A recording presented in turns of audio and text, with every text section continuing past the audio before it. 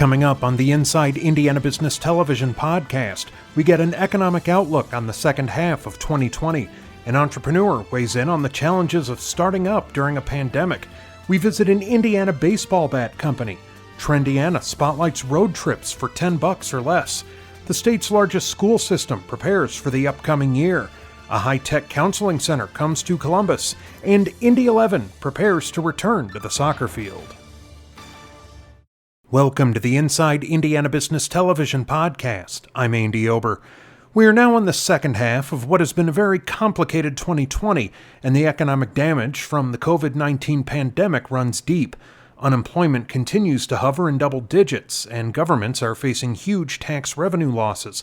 Ball State University Center for Business and Economic Research Director Mike Hicks joined Inside Indiana Business host Gary Dick with insight on what an economic recovery in Indiana might look like. You and your group at Ball State recently released a report really zeroing in on the economic impact to state and local government here in Indiana from the pandemic. And again, hard to overstate the devastation that may be wrought from the pandemic. Right. Well, second quarter of this year is the worst quarter of GDP loss in recorded history dating back to the 1920s. The unemployment rate, depending on how it's measured nationally, we've lost, one out of every 5 workers from January. We're a little bit better off in Indiana. I think if we could properly measure it, the unemployment rate here would be just under 15%. Wow. So these are Great Depression levels of job losses and loss of economic activity. And so as we think about what that does to state and local taxes at the state level, loss of tax dollars somewhere between $2.1 and $2.4 billion over the next couple of years. That doesn't include extra expenditures to test and to take care of other things that are COVID related, just revenue losses. And for local governments, the impact is somewhat smaller overall, but there are 20 to 30 counties that are facing perhaps double-digit revenue losses, some extraordinarily high through 2022 and even into 2023. Mike, as you look around the state of Indiana at particular municipalities or communities, are some more susceptible or face a greater impact than others? Yes. So it stands to reason if you have a casino or a casino-like activity in your county, that's a huge revenue source. So those counties that host casinos are losing a significant share of revenue, as much as 40, 50%. A lot of that's shared with other communities and other activities, but that's a big revenue shock. If you have a heavy reliance on local income taxes, which are more volatile than property taxes, or if you have a lot of food and beverage taxes like Marion County, that's going to make your impact of this COVID much more significant. And then finally, if you have an economy that's dominated by those high-risk service sectors, the casinos, of course, but accommodations, retail, restaurants, those sectors, the counties and municipal governments with those in their community are at extraordinary risk over the next couple of years. Yeah, I guess a silver lining, if you will, is the economic health of the state heading into the pandemic, the rainy day fund, and where Indiana was at that point. Does that soften the blow a bit, and how does that factor in? Absolutely. Now, 2019 was a tough year by year's end for the state economy, but we ended with a $2.1 billion rainy day fund. The governor pulled back some of the expenditures from the last session. So we entered this pandemic with about $2.4 billion in rainy day fund. And with the CARES Act, which gave a similar amount to the state government in order to take care of expenditures related to COVID, we'll probably get through the most likely scenario without the sort of dramatic reduction in services. A couple challenges here are we don't know what extra costs for schooling might be. I mean, I've heard estimates of $1 million or more dollars per school to equip them for COVID. That doesn't include, broadband and technology to do online education. So that the state of our fiscal health going into this COVID going to make us a lot better off than states that had no rainy day fund or had big unfunded liabilities on the revenue side. I only have about 30 seconds left, Mike, but want to get your take on the second half of 2020, the outlook for Indiana, heavy manufacturing state, obviously. What do you see in the second half of the year? So we're going to recover some from the big shock from second quarter. GDP loss 15 to 20%, a big shock in jobs, almost 20%, at least had some temporary layoffs. But we're not going to get back to where we were for a couple of years. I think GDP will end 2020 about 5.5% to 6% beneath where we were in 2019. That would make this the worst year for GDP and unemployment since 1937. Wow. Yeah. All right. Not a lot of great news there, Mike, but great perspective as always. Really appreciate it. Mike Hicks from Ball State University.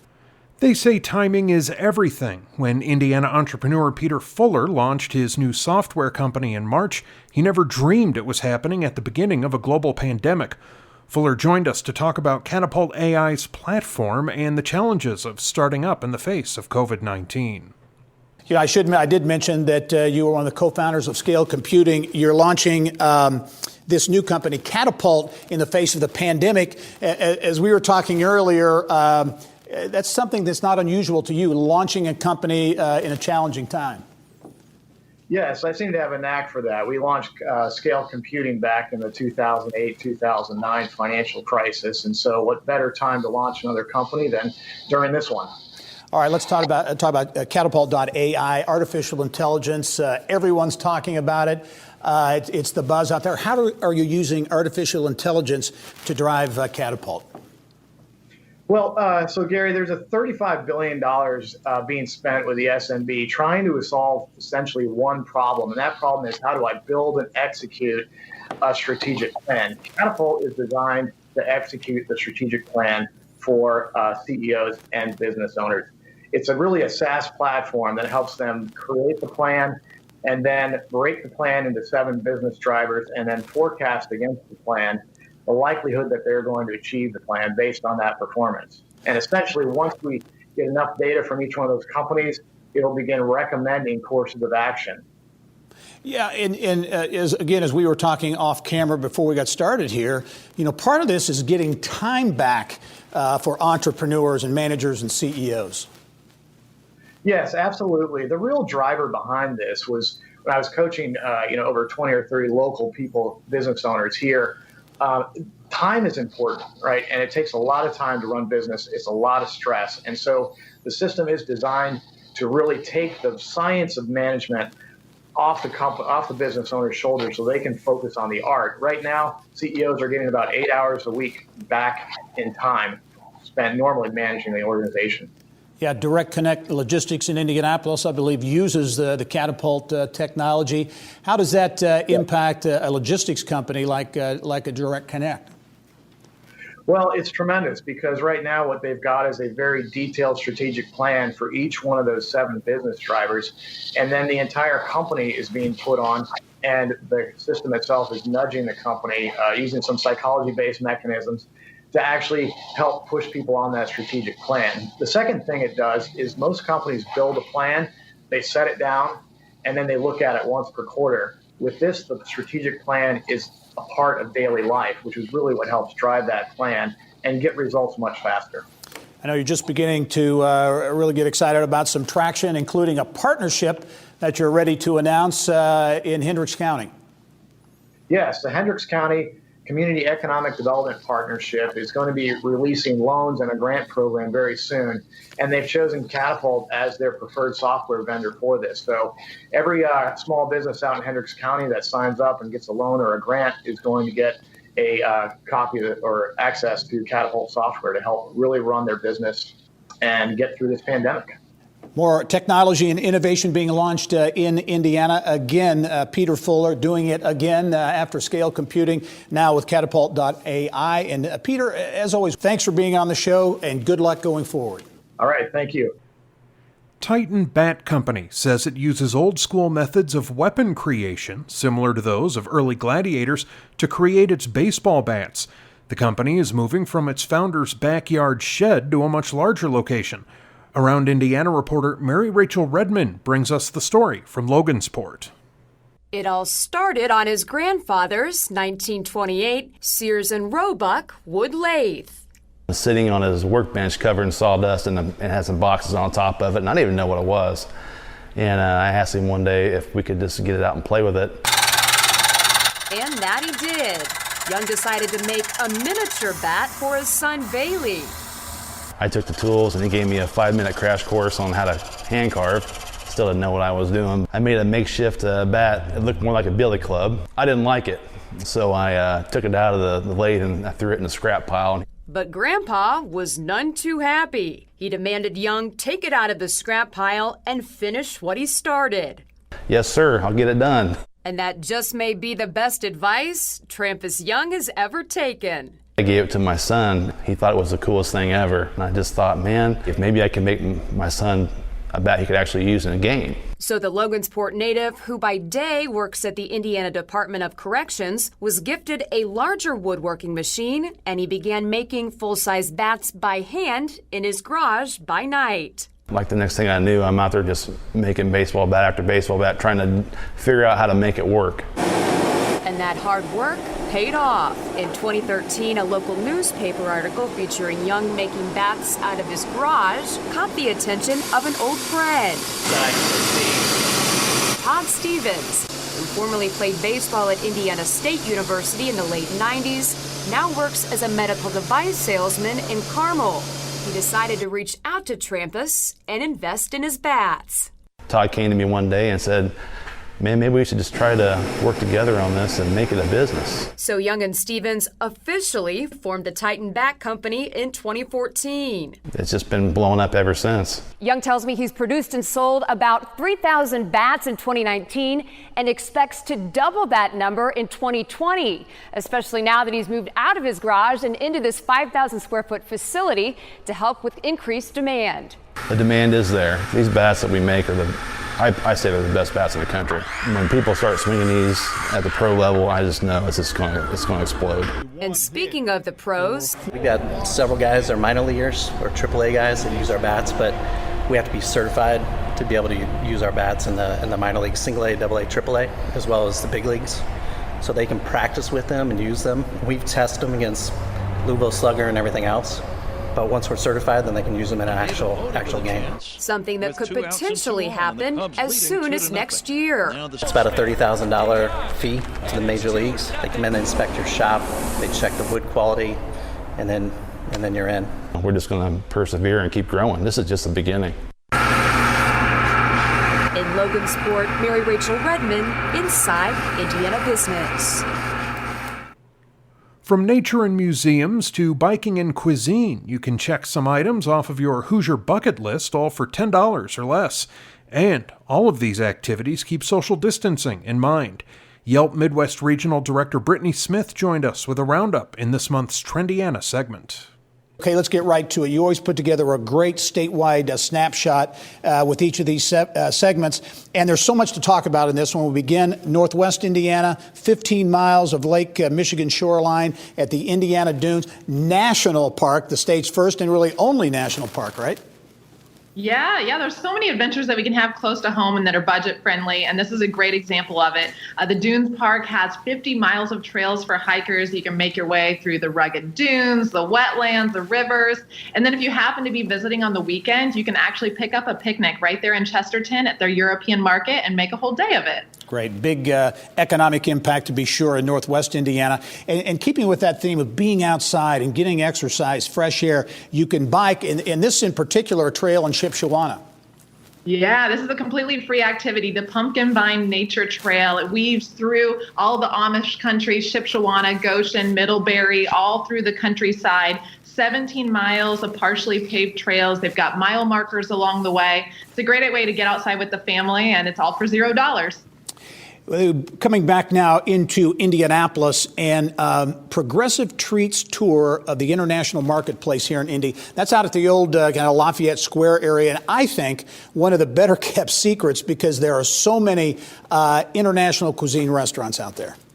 I couldn't agree more. Food and Wine and New York Times have both written pieces on this neighborhood, so it's a great time to get our locals to actually explore it as well. I actually just did a few weeks ago a self-guided street food tour of the neighborhood. You've got Delicious Jalisco, a great business for mangonadas. You can go to the Sagrada International grocery store that you can be checking out all the wonderful produce. They've got dim sum there. We even have Mexican bakeries. There are so many amazing businesses, 70 different languages spoken in that area. It's really like taking an international trip right in your backyard. Yeah, very cool. All right, let's go down to Columbus now. And I think everyone knows that not only here in Indiana, but really all over the country, the architecture and design is part of what Columbus's DNA is all about. And you can really check that out at the Visitor Center there and beyond.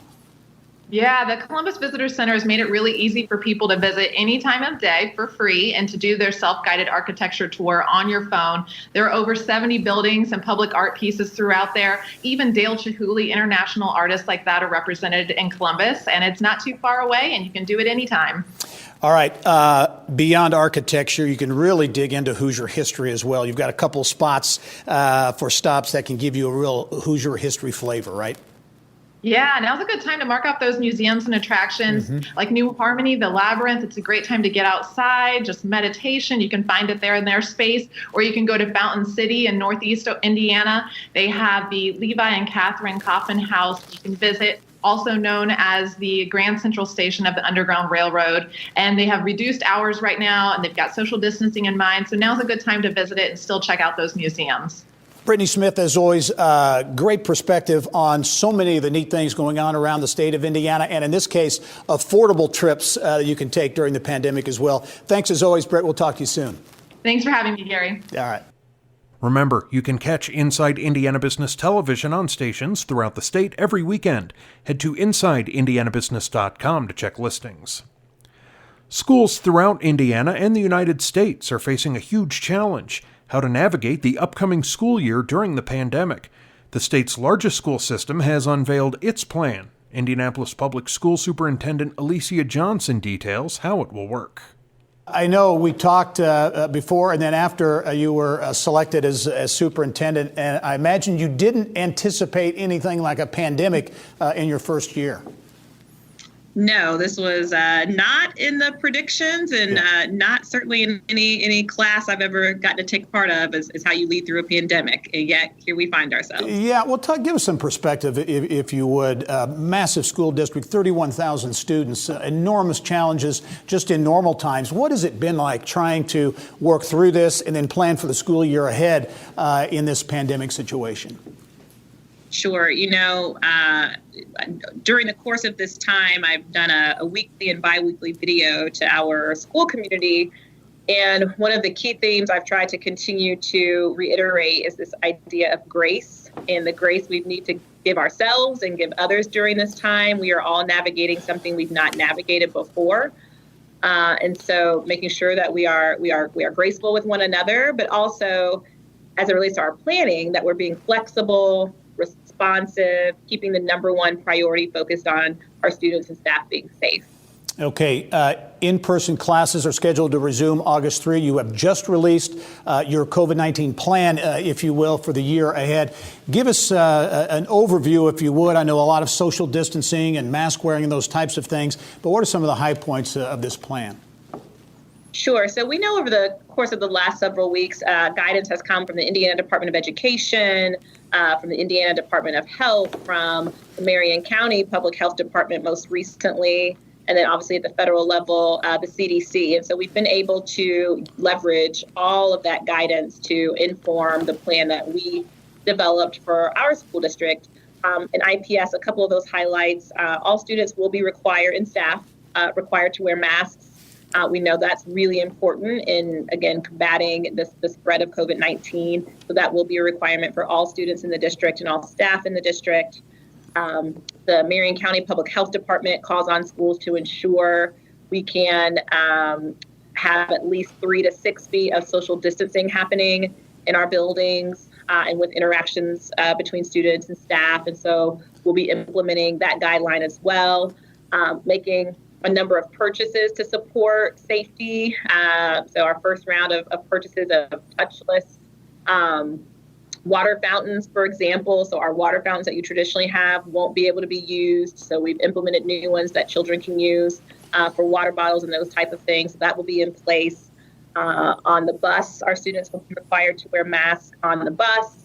And we're also looking forward to having additional bus monitors who will be able to ride along with the driver to do things like ensure we have assigned seats for students on busing, that students are spreading out on the bus.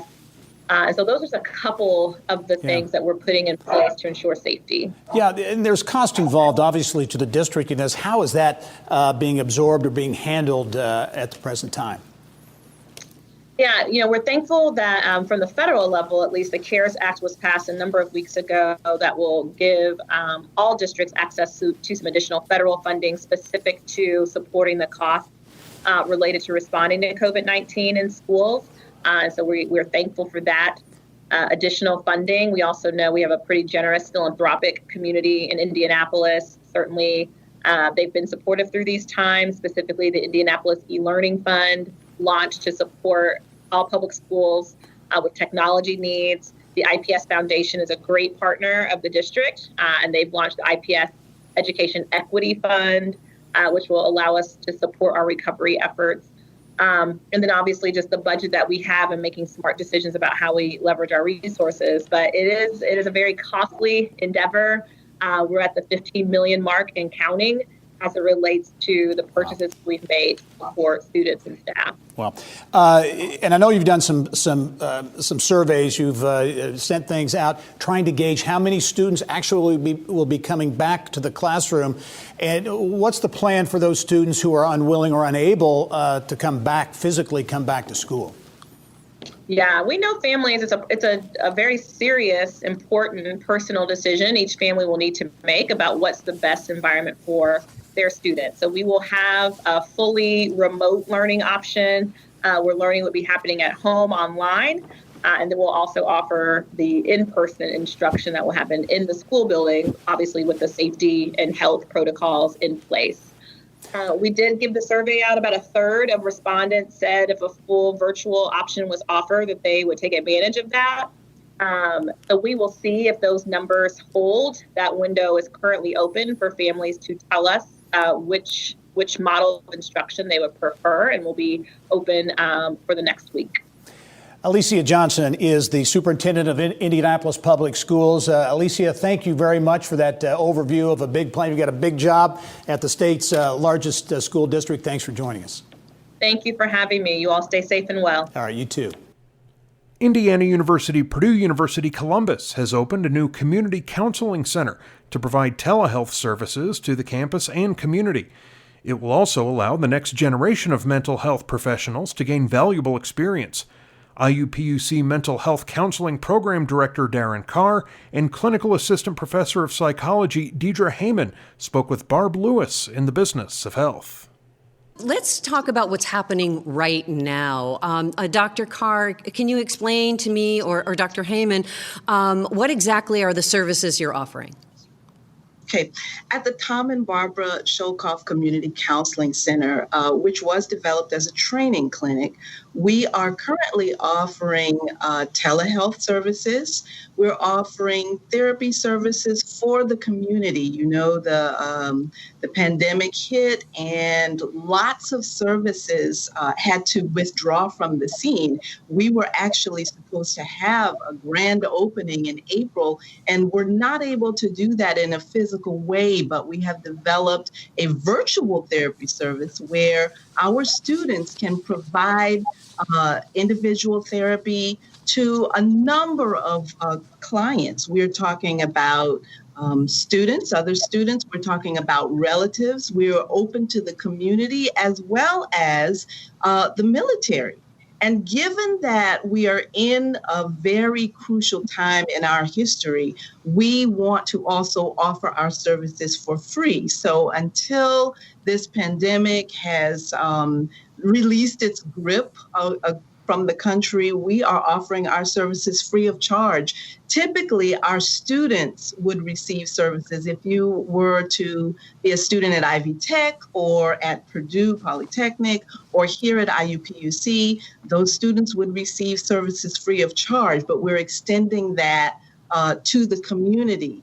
In the event that this pandemic does ease some and we're able to see people face to face, we charge a very small fee. So an intake here would be approximately $15, and individual therapy sessions would be also $15. And so it's a very, very nominal fee designed to encourage as many individuals willing to receive services to come to our clinic so that our students will be able to give services under the supervision of licensed clinical. And let's have Dr. Carr then take it from that aspect of this. Part of this program that's very important is its training aspect for master's students in mental health counseling. So, Dr. Carr, can you tell us about that part of your program? Sure. So the Tom and Barbara Sholkoff Community Counseling Center is a training clinic, as Dr. Heyman mentioned, which means that people who receive services there do have their sessions recorded. And then that allows us to give those counselors in training detailed feedback about what they're doing well and what they could possibly do a little bit better. Our students are enrolled in a 60 credit hour or 2-year master's program in mental health counseling.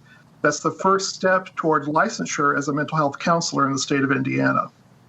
And what has the interest been, Dr. Carr? Have you been the demand for the actual training aspect of the program?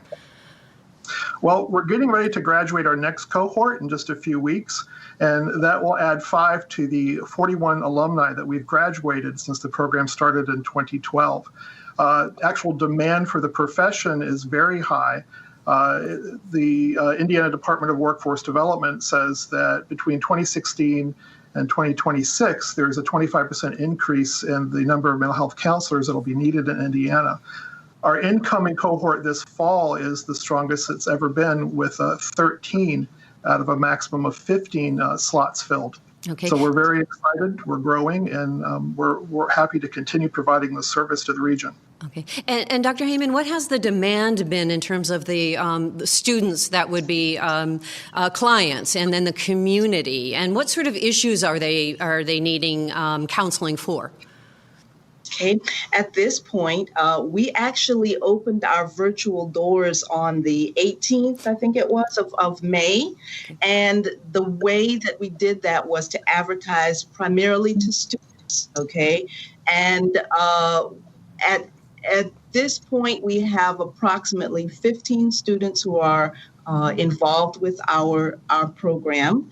And I've actually slowed the advertising down because, as Dr. Carr mentioned, we're about to graduate our class. And currently, I've only got 2 student therapists working for clients here at this clinic, and they have primary training sites. So in the fall, we will have a class of 6 individuals who will be offering services. And then I'll begin to ramp up my advertising again so that we can, bring in as many clients as possible. The kinds of issues that we deal with include anxiety, depression, post-traumatic stress disorder, people who are dealing with normal life changes. You see things like parenting challenges or life skills, balancing their life role activities, all kinds of things. There are some situations that we, because we are a training clinic, tend to send to other resources if you are actively suicidal or homicidal, or you have uncontrolled psychotic episodes or something like that. If there's court involvement, those kinds of things, we would tend to refer to other resources simply because we don't often have the case management assistance. We are not manned 24 hours a day like clinics who could manage crises of that nature. Well, it sounds like, It sounds like a wonderful program, and it's a wonderful resource not only for the Columbus area and Bartholomew County, but also for the state. So thank you so much, both of you, for being my guest. And finally this week, Indy 11 is getting ready to return to the soccer field. The team will host 10 of its remaining 15 matches at Lucas Oil Stadium, allowing for a limited number of fans in attendance. Chief Executive Officer Greg Stremlaw joined Bill Benner on Inside Indiana Sports.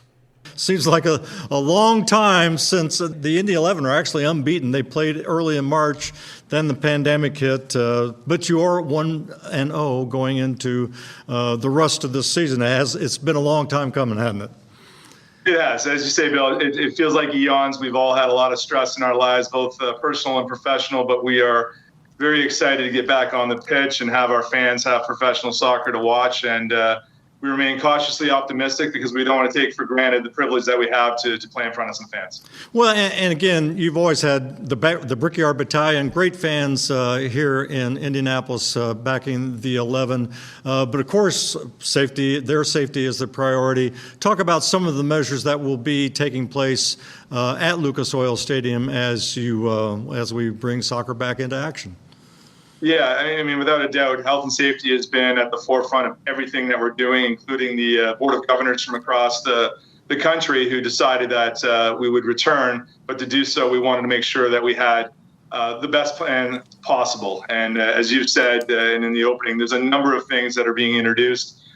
We far exceed all state, federal, and CDC guidelines. In fact, I believe, I've said this on many occasions, I believe Lucas Oil Stadium will be the safest venue and location in the country, bar none. So everything from when fans park to having their temperatures checked, masks are mandatory throughout not only the concourse, but throughout the venue. Social distancing isn't just in certain locations, but we've built out a ticket manifest, unlike ever before, where there will be nobody seated within 6 feet of other fans. So you can go online and buy in pods of 2 or 3, or if you're a family of 4, and acquire the tickets that way, knowing that even when you're seated, you'll be very, very safe.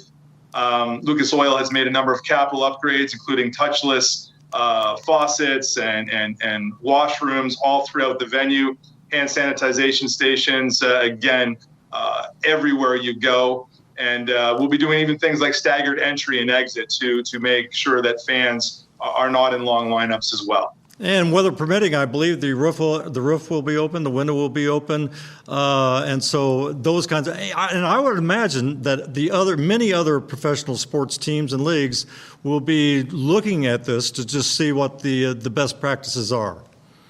Yeah, we've been told that. We were very pleased as soon as we got the green lights. We already had a very comprehensive plan. We posted that immediately. We've been getting calls from all sorts of other sports and other cities around the country in terms of our transparency and the level of detail that we've gone into. It's really, it's a summary, but it's all of those things that are fan facing. And we wanted to make sure that we outlined that so fans knew exactly what to expect from the moment of arrival. And we're very, very pleased to what we've put together. Greg, what's the team been doing since March? Martin Rennie is the coach, and I know everybody had great expectations coming into this USL season. But what's the team been doing in the meantime? Yeah, it's a great question, Bill. We've basically taken a stair-step approach, right? I mean, once COVID-19 hit, isolation, basically ensuring players or coaches are highly protected. They're with their families, but they were put on daily training regimens, individual workouts, cardio, but there's only so much you can do in that environment. Once things started to open back up, we went to groups of up to 4. Again, socially distancing with PPE equipment, coaches not permitted to go anywhere near the players. That went up to 10 players, then full squad, then contact was introduced. It's been a stair-step approach. So the last 2 weeks they've been training full squad with medical clearances. They're in the bubble, as they say, with regular testing going on with their medical officers. Hey, Greg, briefly as a wrap-up, I know there's still plans and hopes for the Indy 11 Park, but obviously that's been put on hold given the overriding circumstances. Yeah, you're right. I mean, it's certainly the vision and the commitment from our ownership group continues to remain intact. We are in final site acquisition, but the COVID-19 hitting, we think it's appropriate with all hands on deck to get our season back up and running and make sure everybody's health and safety is our top priority. And then we'll switch gears in the months ahead back to our eyes on 11 Park. And a final reminder for those who can't be in person to attend, games are going to be on Wish TV, Channel 8, and its partners, so that you'll still be able to watch if you can't be there in person. That's right. And we appreciate any type of support our fans want to give us, whether in person or on any one of our platforms, including local linear television with our partners. Well, it's going to be great to hear fans. It's going to be great to hear some exciting action. Greg Stremlaw at the Indy 11, thanks for being on the program, and we wish you the best as the season picks up and continues. Thank you, Bill. That wraps up this week's Inside Indiana Business Television podcast. Remember, you can find all of this week's TV segments, as well as the top business news from throughout the state, at InsideIndianaBusiness.com. While you're there, you can also subscribe to our platform of free e-newsletters. This is Andy Ober for Inside Indiana Business.